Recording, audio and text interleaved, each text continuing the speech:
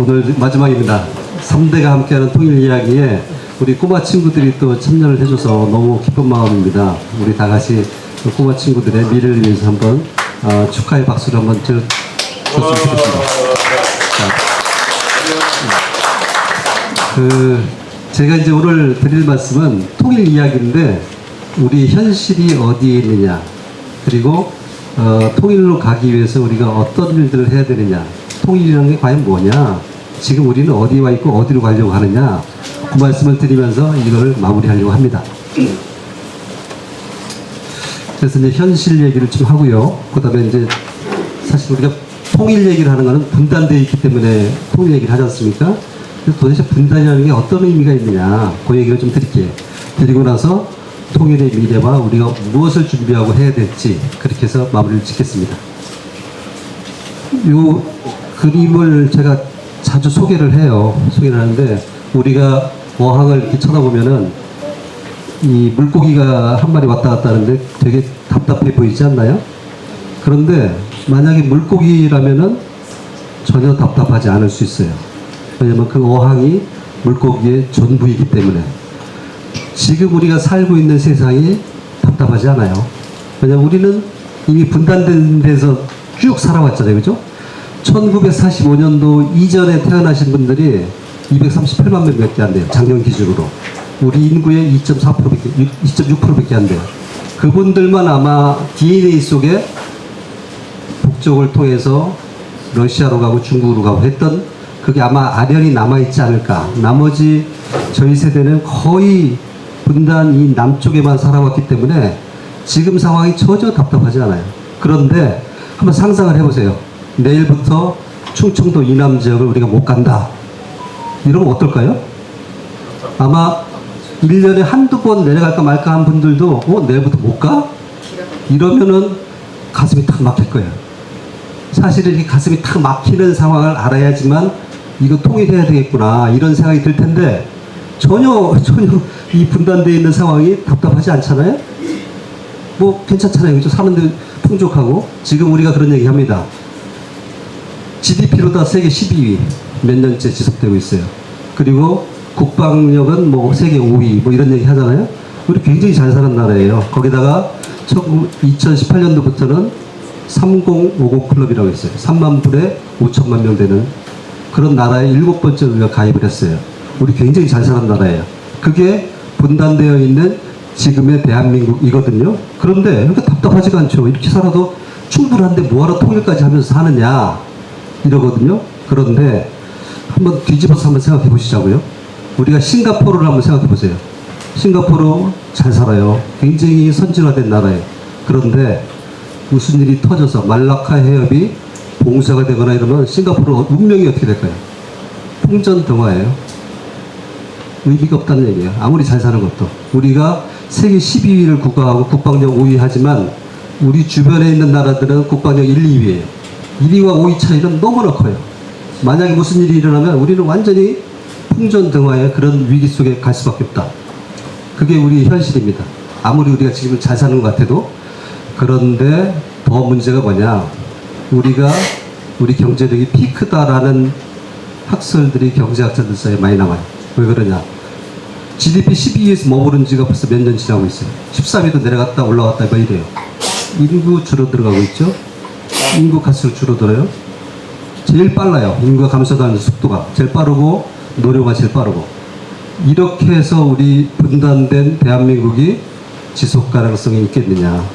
우리는 지금 그런 상황에 처해 있는데 당장 살고 있는 것 자체가 괜찮으니까 뭐 잘 사는가 보다, 뭐 북쪽 생각 안 해도 충분하겠네 라는 이런 식으로 우리가 계속 살아오고 있어요. 우리 답답한 거예요 사실은. 근데 답답하면 아는 사람들이 많지가 않다 라는 얘기를 드립니다. 분단국의 삶이 뭐냐, 이런 겁니다. 17년도 4월 달에 미중 간에 정상회담을 했어요. 거기서 정말 정상 간에 나누는 대화가 이런 거예요. 한국은 중국의 일부였다 라고 시심씨가 얘기했어요. 그러니까 그 다음에 트럼프가 11월 달에 방문을 해서 우리 문재인 대통령한테 뭐라고 했냐, 한국은 꼭 통일해야 됩니까? 이렇게 얘기했어요. 어떻게 답했는지는 언론에 잘 소개 안 돼 있어요. 어쨌든 이 얘기는 뭐냐? 우리는 갑이 아니라 을병이 될 수 있다는 그게 분단국입니다. 푸틴이 2008년도에 이미 얘기한 게 있어요. 우크라이나는 국가가 아니다. 그런 얘기 했고, 그 다음에 티벳은 중국의 영토였다라고 모택동이가 49년도 얘기하고 50년도에 6.25 전쟁 났을 때 그 와중에 티벳을 점령해버렸어요. 이게 분단국 또는 약소국의 처지예요. 우리가 아무리 지금 잘 살고 있는 것 같아도 무슨 일이 생기면 순식간에 우리 운명은 뒤집어진다. 결국 약속은 뭐냐? 분단된 약속은 뭐냐? 우리 운명을 우리가 결정 못한다는 거예요. 남이 결정한다. 임진왜란때 이미 나왔어요. 그때부터. 고니시 유키나와와 시미교이가 대동강선을 놓고 분할 이야기를 했어요. 거기에 또 가토 기요마사가 끼어들어가지고 함경 평안도 할지론까지 해서 같이 끼어들었어요. 이게 임진왜란 때부터 그랬는데 청일전쟁 때는 영국이 남북 분단론을 제기를 해요. 왜 그랬느냐? 영국은 러시아와 18세기 내내 그레이트 게임이라고 해갖고 러시아를 틀어막는 그런 어떻게 보면 전쟁 아닌 전쟁을 벌이고 있었기 때문에 동해안 쪽으로 진출하는 러시아를 막기 위해서는 청나라와 일본과 영국이 힘을 합쳐야 된다. 그래서 갈라져서 청나라와 일본이 싸우지 말고 분할해서 서로 통치하면 좋겠다라고 해서 그때 이미 영국이 남북 분단론을 제기를 했어요. 물론 이제 실패로 돌아가고 러일 전쟁 때도 마찬가지. 처음에는 러시아가 아관 파천 때문에 유리해지니까 일본 애들이 먼저 제기해. 39도선을 해서 우리 갈라서 통치하자 이랬는데 러시아가 거절해. 자기들이 유리하니까. 그러다가 1902년도에 영일동맹을 맺으니까 이제 세력 관계가 바뀌는 거예요. 영국을 끌어들이니까. 그러니까 이번에는 러시아가 불리해지니까 자기들이 또 제기를 해요. 이번에는 일본이 거절해요. 자기들이 힘의 우위가 있다 보니까. 이게 뭐냐? 우리나라는 나라도 아니라는 얘기죠. 남들이 막 우리를 갖고 쪼개놓고 이래저래 하는 이런 세상이 분단국의 삶입니다. 신탁 통치와 마찬가지예요. 4개국 분할 통치와. 이것도 역시 우리가 힘이 없는 분단국이니까 이렇게 우리를 갖고서 요리를 하는 겁니다. 이게 15년도 10월 8일 날 내일신문에 나왔던 사진이 이거예요. 이게 뭐냐면 중국 군부에서 미군한테 제기를 합니다. 북한의 급변 사태가 나면은 북한 지역을 내리국이 갈라서 통치하자라고 미군한테 제기를 해요. 그러니까 미군이 우리 합참한테 이 문서를 보내서 중국이 이렇게 제기하는데 너희들의 생각은 뭐냐? 라고 물어봤는데 그 문서가 해킹 당한 거예요. 해킹 당해서 이게 보도가 됐어요. 그러고 나서는 다 모든 나라들이 다 우리 그거 알지 못한다라고 해서 다 부인을 했어요. 그 얘기는 앞으로도 얼마든지 북한 지역을 놓고서 갈라먹기를 할 가능성이 높다. 우리가 아무리 세계 5위의 국방력을 갖고 있다 한들 12위의 GDP 국가라고 한들 3050 클럽에 가입해 있다고 한들 우리는 이런 정도 수준밖에 안 된다. 그게 우리의 현실이고요. 크림반도 합병하고 우크라이나 침공하는 거 보셨죠? 8월 15일 날이면은 푸틴하고 트럼프하고 만나요. 우크라이나 대통령 젤렌스키는 참석도 못해요. 우리도 마찬가지였어요. 옛날에 그랬어요. 이게 약소국의 한이에요. 사드 배치 보복당은 뭐 이미 다 잘 아실 거고. 이게 지금 우리의 현실인데 우리는 굉장히 잘 사는 것만 생각해서 분단을 잊고서 통일은 생각하지 않는 이런 세태가 된 겁니다. 짧게 해서 빨리빨리 넘어갈게요. 그래서 통일 상황이 도대체 뭐냐? 사실은 여러 가지 시나리오가 많겠죠. 많은데 우리가 원하는 평화 통일 상황이 됐다라고 상정을 제가 하고 말씀을 드릴게요. 제가 볼 때는 마치 수백 발의 핵폭탄이 터진 것과 똑같은 상황이 벌어질 겁니다. 진짜 터졌다는 게 아니라 그만큼 많은 문제가 한꺼번에 터진다. 마치 해방정국과 비슷할 수 있어요. 근데 사실은 여러 가지 기록들을 보면은 8.15 때 일본 왕이 항복선언을 했을 때 이게 무슨 의미인지를 몰랐어요. 굉장히 조용히 넘어갔어요. 그 다음날 8월 17일 날 됐을 때야 아 이게 일본이 졌다는 얘기네. 이래서 이제 또 우리가 요동치기 시작했는데 어쨌든 통일 상황이 되면은 그렇게까지는 안 되겠죠.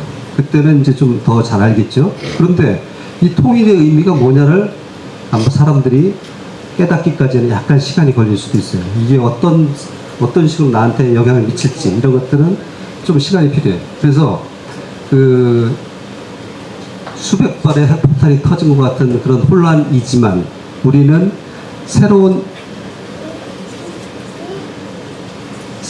나라를 건설하기 위한 여러 가지 과제들을 해결해 나가야 되는 상황에 처해 있는 거죠. 그게 누가 할지는 몰라요. 주로 정부가 하겠죠. 정부가 하는데 모든 국민들, 탈북민들, 북한 주민들이 한꺼번에 같이 해야 되는 문제예요. 근데 우리 미래상은 뭐냐? 우리가 상정한 거로는 일단은 북한 지역을 개발해야 된다는 문제가 가장 크게 우리한테 다가올 겁니다. 그런데 이 얘기를 북한 지역을 개발을 해야 된다니까 젊은 어떤 대학원생이 저한테 항변조로다가 질문한 적이 있어요. 그걸 왜 우리가 합니까? 북한 사람들이 해야지. 그런 얘기를 해요. 그래서 제가 틀린 말은 아닌데 북한 주민들이 주체가 돼야 된다. 그 틀린 말은 아닙니다. 그렇지만 우리가 훨씬 더 경제를 많이 다뤄왔고 우리가 더 기술이 있고 훨씬 더 능력이 있다.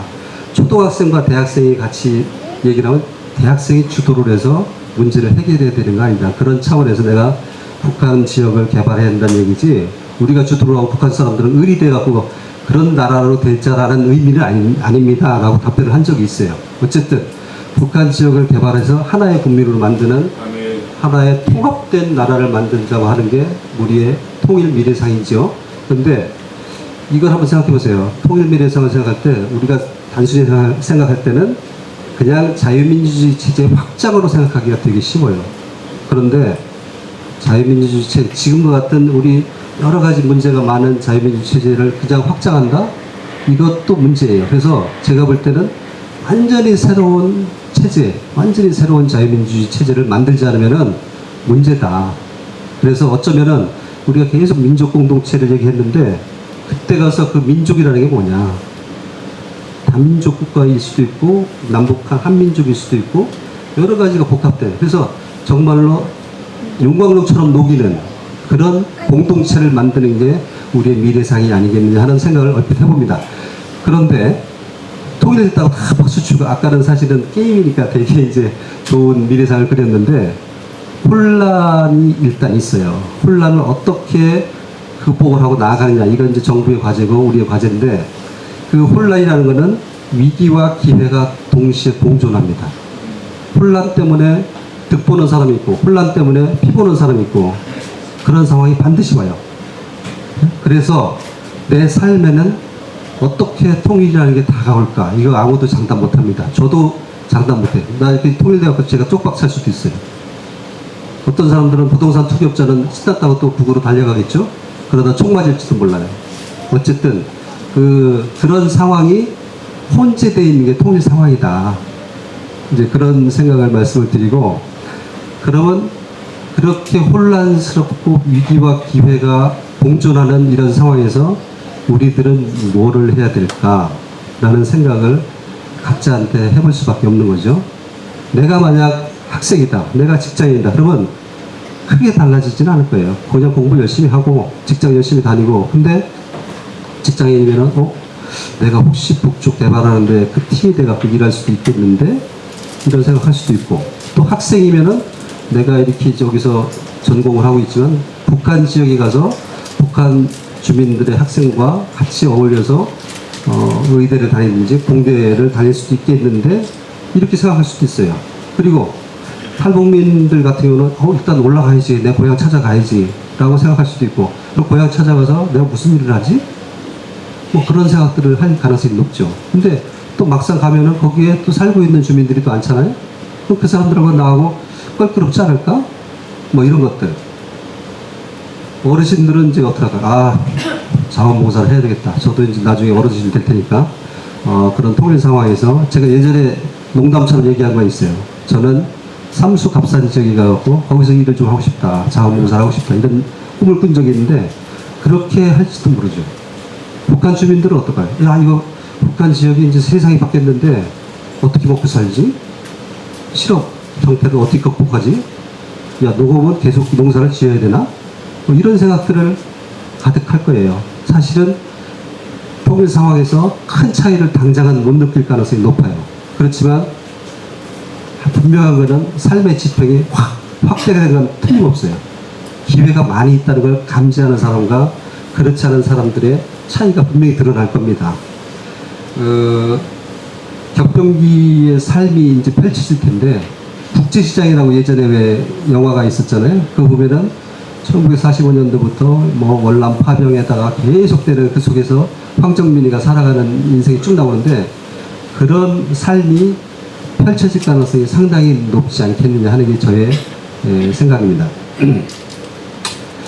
그러면 이렇게 혼란과 위기와 기회가 공존하는 이런 상황에서 뭐를 준비할까? 이대로 그냥 있어도 될까? 당연히 안 되죠. 이대로 있다가는 미래를 준비하지 않는 상황이 될 테니까 이대로는 안 될 테고, 제가 볼 때는 일단 관심이 필요해요. 지금부터. 지금 분단된 상황에 대한 관심도 아까 말씀드렸듯이 분단된 나라의 삶이라는 게 참 애처롭구나 하는 것을 관심을 두듯이, 미래에 저런 혼란과 핵폭발이 수백 발 터진 것 같은 상황이 됐을 때 어떻게 우리가 살아가야 될까는 관심을 둬야 되는데, 중요한 거는 역사적 관심이 제일 중요해요. 우리가 역사를 이해하느냐, 다른 나라를 이해하느냐, 이 관심부터 둬야 돼요. 그 다음에는 정책하고 정책 구호를 구별할 수 있는 능력이 있어야 돼요. 그 중에 하나만 지금 말씀드릴게요. 평화 얘기를 합니다. 평화 얘기가 진보에서는 대화와 교류를 얘기하는 평화, 보수에서는 힘 있는 평화, 이렇게 얘기해요. 이거 두 가지 다 얘기해야 돼요. 네? 교류와 대화만 이야기하는 평화, 가짜 평화입니다. 그거는 서서히 침몰하는 평화일 수도 있어요. 그거는 1938년도 9월 달에 체인벌린이라는 영국의 수상이 있었어요. 물론 그때는 영국이 준비가 덜 돼 있기 때문에 히틀러를 만나서 평화 조약을 맺어요. 위렌 협정인데, 체코의 일부만 가져가라. 그때부터 끝이다. 그러고서 평화를 찾았다고 선전을 했어요. 대대적으로 체인벌린이. 그러고 나서 6개월 있다가 체코가 완전히 나치가 먹어버린 거예요. 그러고 나서 2차 세계대전을 확 갔는데, 이건 뭐냐? 힘을 바탕으로 하지 않은 평화라는 얘기죠. 그런데 보수 쪽에서 얘기하는 억지력 있는 평화, 이거는 저 김정은도 얘기하는 평화예요. 김정은도 우리랑 똑같이 얘기해요.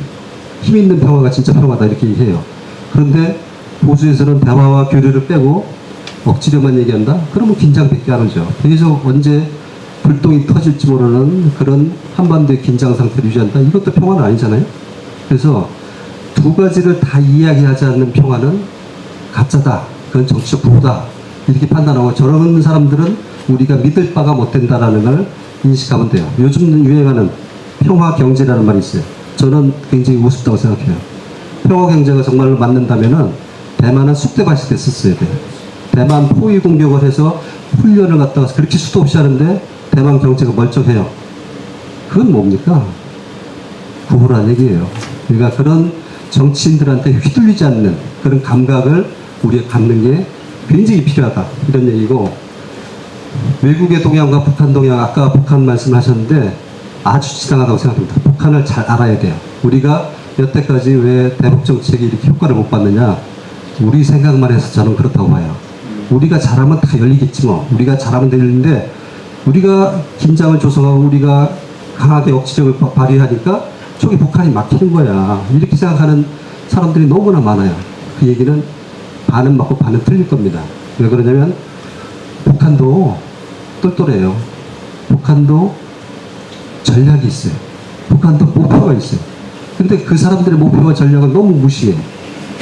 그 사람들의 목표와 전략과 우리의 적정을 찾는, 이게 정책에 성공하는 포인트인데, 저쪽은 다 필요 없고 우리만 열심히 하면 돼 해서 지금도 좀 그러고 있잖아요.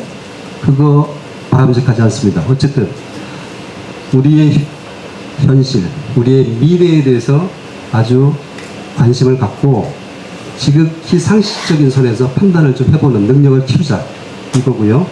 그 다음에는 아까 이제 좋은 말씀 나오고 했는데, 사회 통합을 위해서는 열린 마음이 필요해요. 필요하기 때문에 열린 마음과 변화에 적응하는 마음을 어떻게 키우느냐, 사실은 대화와 소통이죠. 학교 때부터 우리는 점수와 점수 경쟁을 하면서 살거든요. 근데 정말로 초등학교나 이럴 때부터 소통하거나 대화하는 법을 조금이라도 가르쳐 준다면은 이 열린 마음을 훨씬 더 갖게 될 텐데 지금은 너무 점수 경쟁만 하고 있는 거예요. 그러니까 독일 교수가 얘기한 게 한국은 정치가 문제가 아니라 교육이 문제다. 한국은 교육을 통해서 철학이 없어요. 역사도 없고 문화도 없다. 그 얘기를 독일 교수가 했는데 제가 그걸 듣고서 굉장히 뼈저리게 느꼈습니다. 왜 그러냐면 그 사람들이 볼 때 오징어 게임이나 이런 것들은 문화라기보다는 그냥 하나의 오락, 놀이 이런 정도지 그게 왜 문화냐 라고 얘기할 정도예요. 그러니까 우리가 교육을 통해서 그런 소양을 갖추게 해줘야 되는데 우리는 1등부터 100등까지 나누는데 정신이 없기 때문에 그런 문화적 소양, 역사적 안목 이런 것들이 길러지지가 않는 거죠. 두 번째, 머리로 하는 준비. 아까는 마음의 준비였는데 지금 머리로 하는 준비예요. 통합을 위해서는 국가가 사실은 통합 준비를 해야 돼요. 근데 이 통합 준비가 개인의 삶과 접목이 될 필요가 있어요. 체제와 각종 제도가 통합이 될 겁니다. 예를 들면 이런 거죠. 독일에서 있었던 것처럼 동서독 간의 화폐를 1대1로 통합을 했죠. 우리는 과연 얼마로 통일을 해야 되는지, 1대10으로 해야 되는지, 1대100으로 해야 되는지, 1대5로 해야 되는지, 그런 국가적인 어떤 제도 통합을 하는 과정에서 요즘 여러분들 암호화폐부터 시작해서 여러 가지 뭐 주식 투자도 하고 뭐 그러잖아요. 그거 잘 알아야 돼요. 그 격변기 속에서 내 주식이 날아가는지, 내 돈이 날아가는지, 이걸 같이 접목시킬 필요가 있어요. 그래서 준비를 해야 돼요. 거기다가 지역 개발이 필수로 따라갈 겁니다. 돈이 없어서 못한다? 천만의 말씀이에요. 제가 볼 때는 해외 돈들이 널려 있어요. 네? IBRD, 그 다음에 월드뱅크, 다 그런 돈들을 빌려와서 개발을 할 거예요. 하는데 우리가 어떤 일들을 할 것이냐를 준비하는데 이 국가가 다 준비할 거예요. 사실 준비를 하지만 우리의 개인적인 삶은 또 그것 때문에 어떻게 변화할지 이런 것들이 필요하고 이 직업과 사업을 비롯한 계획도 필요하죠. 그래서 이게 그 종교계는 제가 어디서 들은 거는 자기들이 어디가 선교할 지역까지 다 설정돼서 그 지역을 좀 공부하고 뭐 이런 것까지 하는 준비하는 데가 있어요. 그래서 제가 이 얘기를 불교계한테 해줬어요. 야, 그리스도교에서는 저렇게 한다는데 당신들은 너무 무심하잖아. 이런 걸 좀 미래를 위해서 준비를 해야 되는 거 아니야? 했더니 뭐 그걸 해야 되겠네요. 그런 사람도 있었어요. 어쨌든 종교계가 이렇게 준비를 하고 있는데 우리 일반인들도 조금은 좀 생각해 볼 필요가 있다 라는 말씀을 드립니다. 공부를 해야 돼요. 준비를 해서 공부를 해야 되는데 지금은 또 AI 시대잖아요. AI와 통일과 이런 문제들을 어떻게 접목을 시킬 것인지, 그리고 새로운 신민족 공동체 세상에서는 어떤 책임과 의무가 있을 것인지에 대해서 한 번 정도는 생각을 해보고 토론도 필요하다라는 말씀이 필요하고, 아까 기회와 위기가 동시에 공존한다고 했잖아요. 위기관리 능력도 배양을 해야 돼요. 근데 쉽지 않습니다. 저도 뭐 위기관리 능력이 없다고 보는데 그거 위기관리를 위해서는 제일 중요한 게 뭐냐, 정보를 확보하고 정보를 분석하는 능력, 그리고 그 정보와 확보와 분석을 놓고서 같이 토론하고 해서 보다 정확한 그 데이터로 접근해가는 이런 게 위기관리의 기초예요. 그런 것들을 우리가 평소에 계속 하고 있었으면은 아마 그런 상황이 오더라도 능히 잘 넘어가지 않을까 이런 생각을 합니다. 마지막으로 이 말씀만 드리고 끝내겠습니다. 비스마르크라는 그 프로이센의 재상이 있었잖아요. 신이 역사 속을 지나갈 때 옷자락을 놓치지 않고 잡아채는 게 정치가의 임무다 했는데, 요거를 실천한 사람이 독일의 콜 총리라고 볼 수 있어요. 근데 그 콜 총리가 이 통일을 추진할 때도 국내 서독 내에 반대 세력들이 많았어요. 끝까지 통일을 반대했던 세력들도 있었어요. 어쨌든 그런 것들이 정치가예요. 정말 위대한 정치가는 아무런 반대가 있다 하더라도 우리의 비전을 위해서 그거를 극복해가고 넘어가는 그런 능력을 갖고 있는 사람이 정치가인데, 여러분들이 공부를 하고 미래의 계획을 세우면은 여러분들 속에서 그런 위대한 정치가가 나오지 않을까 이런 생각을 해봅니다. 이것으로서 3대가 함께하는 통일 이야기를 이것으로 마치겠습니다. 혹시 질문 있으시면 질문하십시오. 질문. 네. 무서워요. 우선 오늘 강의 너무 잘 들었고 네. 제가 질문하고 싶은 것은 이제 한민족 체제에 대해서 질문을 한국 체제요? 통일이 된다면 네. 한민족 체제 확장성에 네네네. 대해서 좀 질문을 드리고 싶습니다. 네. 저 또한 자유민주주의 체제 안에는 수많은 오류가 있다고 생각을 하고 통일이 된다면 북한이 가지고 있는 체제와 한국이 가지고 있는 체제를 말씀해 주신 것처럼 인과관계 더 틀을 찍어내야 한다고 생각을 합니다. 다만 저희 청년들과 국민들이 걱정하는 바로는 사회주의 체제, 북한이 가지고 있는 사회주의 체제의 그 모호성이 아닌 북한이 여태껏 가지고 있는 뼛속 깊이 숨어있는 주체사상, 선군정치, 김일성, 김정일주의로 내려오는 이런 사상 자체가 국민들이 느끼기에는 굉장히 반역스럽고 이것을 어떻게 분리할 것이며 이 분리를 하는 과정에서 북한이 가지고 있는 그 체제의 불안정을 어떻게 해소할 것인가에 대한 질문을 많이 할 것 같습니다. 그 대변인이 생각하시기에는 이것을 어떻게 분리할 것이며 우리가 한민족 통일을 했을 때 북한이 가지고 있는 주체 사상과 같은 사상적 체제를 어떻게 해결해 나갈 것인지 궁금합니다. 제가 볼 때 그 한순간에 끝나요. 왜냐면 세상이 바뀌잖아요. 그러면 바람이 불면 풀은 눕는다라는 성경 구절도 있듯이 세상이 그렇게 바뀌었다 그러면 북한 주민들이 거기 제일 먼저 적응할 겁니다. 왜냐? 왜 주체 사상과 그 김일성 사상이 안 맞느냐? 이거는 개인의 삶을 존중하지 않기 때문에. 아까 얘기하셨잖아요. 그 개인이 정말 살아갈 수 있는 체제. 그거를 굉장히 원했는데 그런 체제가 오면은 주체 사상과 다 그냥 한순간에 눕는 풀과 같은 존재가 될 겁니다. 그래서 제도를 그런 식으로 우리가 세우고 그걸 이제 이야기를 하면은 금방 달라질 것이다. 단지 제가 걱정하는 건 뭐냐면 우리 자유민주주의 체제 지금 대한민국에 속해 있는 이거 그리고 전 세계적으로 자유민주주의 체제라는 이름하에 자꾸 권위주의로 후퇴하고 있는 이런 현상들 여기에는 무슨 문제가 있는 거잖아요. 그런 것들을 우리 염두에 두고 지금부터라도 조금씩 고쳐나가면서 미래에 그런 통합된 상황이 왔을 때 그거를 제대로 적응을 하면 되지 않을까 이런 생각을 합니다. 너무 걱정 안 하셔도 될 것 같아요. 예. 간단하게. 예. 강사님이 네네. 신민족 공동체 얘기를 예, 예. 하시는데 예. 구체적으로 어떤 의미를 부여하십니까? 저도 잘 모르는 얘기예요. 근데 이런 거예요. 지금 세상은 변하고 있지 않습니까? 예전에 우리는 굉장히 순혈민족이었어요. 순혈민족. 근데 제가 어디 나갔을 때 그 얘기를 했어요. 야, 우리가 인구가 자꾸 후퇴하고 이제는 이민 사회로 갈 수밖에 없는 세상이 됐다. 이거 큰일이다. 이랬더니 어떤 미국인이 그 얘기를 했어요. 그래도 한국은 일본보다 낫다. 왜냐면 이미 그때 누구죠? 무슨 하워드라는 농구 선수가 있었는데 2006년도인가요? 그때 오고 나서부터 한국 사회가 많이 바뀌었다. 이민족을 대하는 태도가 많이 바뀌었다. 그래서